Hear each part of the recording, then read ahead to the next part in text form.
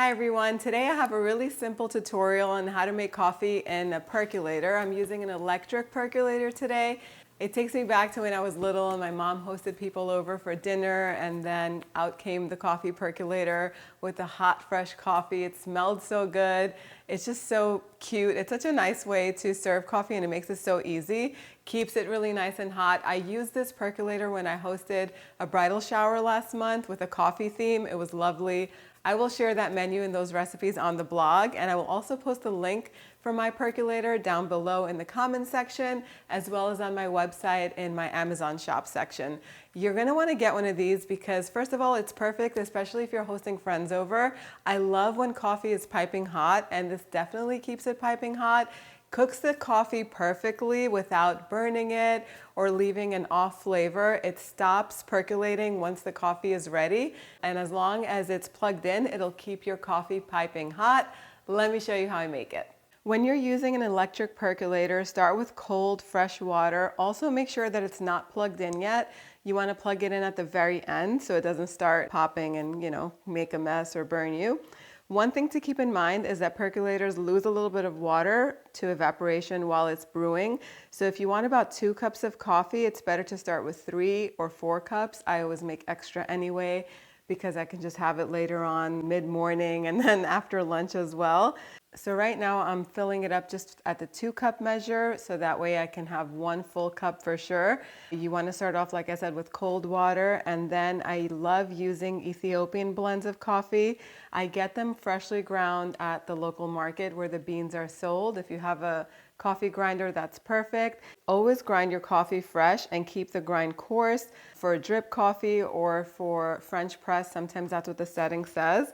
That makes a big difference in keeping the coffee smooth and not bitter. A good rule of thumb is 1 heaping tablespoon of coffee per cup of water. I usually do 1.5 tablespoons of coffee. That's the perfect flavor that I like. You add the coffee to the basket, assemble the percolator, and then you just put the lid on really tightly and you plug it in.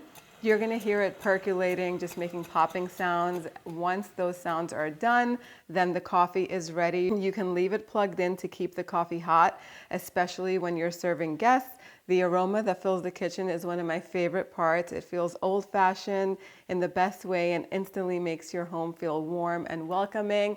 I always like to add a little scoop of collagen powder to my coffee. I'll put the link down below to the brand that I use. I love using this cardamom syrup. It has so much good flavor, but you can add sugar to your coffee or leave it without any kind of sweetener. If you're using the collagen powder, you can just whisk it up all together with a hand mixer and then add your favorite creamer to this. Half and half is my go-to, and the coffee is ready to enjoy.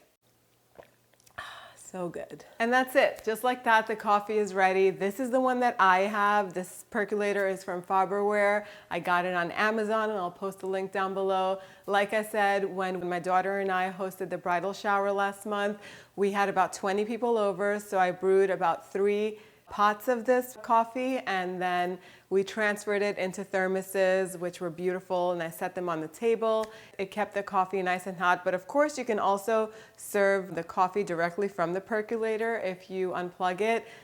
I needed so much more, so that's why I just did all of the coffee in 1 percolator in 3 different shots and then just transferred them into these beautiful serving thermoses on the tables. The coffee that I use is also so delicious. I love Ethiopian blend coffees because they have a little bit of a nutty flavor to them.